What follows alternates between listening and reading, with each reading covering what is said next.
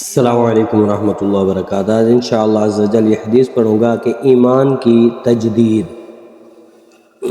حضرت ابو ہریرہ رضی اللہ تعالی عنہ سے روایت ہے، سیدنا رسول اللہ صلی اللہ علیہ وآلہ وسلم نے ارشاد فرمایا، جددوا ایمانکم، قیل یا رسول اللہ صلی اللہ علیہ وآلہ وسلم وکیف نجدد ایماننا، قال اکثروا من قول لا الہ الا اللہ۔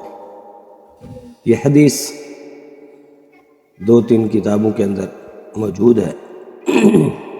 آئیے اس کا ترجمہ سماعت فرمائیں۔ میرے آقا امام الانبیاء حضور علیہ السلام نے ارشاد فرمایا، اپنے ایمان کی تجدید کرتے رہا کرو۔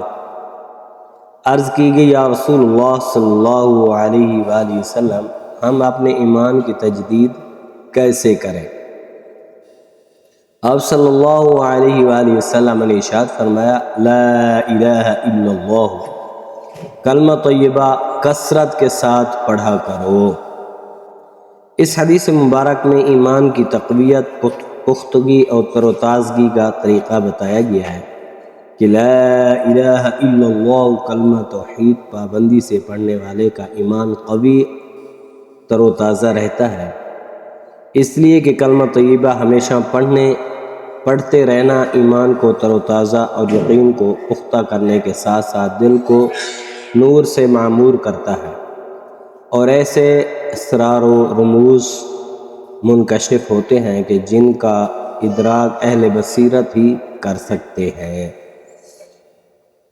اور یہ جو کلمہ شریف کا ورد نماز کے بعد مسجدوں میں ہوتا ہے تو یہ بھی اسی میں سے ہے، اور ویسے بھی کلمہ کا ورد انسان کو کرتے رہنا چاہیے، اس لیے کہ جب وہ اس دنیا سے جائے تو اس کو جو ہے موقع مل جائے، اس کو یاد آ جائے، اتنا کثرت سے پڑھتا رہے کہ جب اس کے آخری سانس ہوں تو اس کی زبان پر لا الہ الا اللہ محمد رسول اللہ صلی اللہ علیہ وآلہ وسلم ہو، اور اس کا خاتمہ ایمان پر ہو۔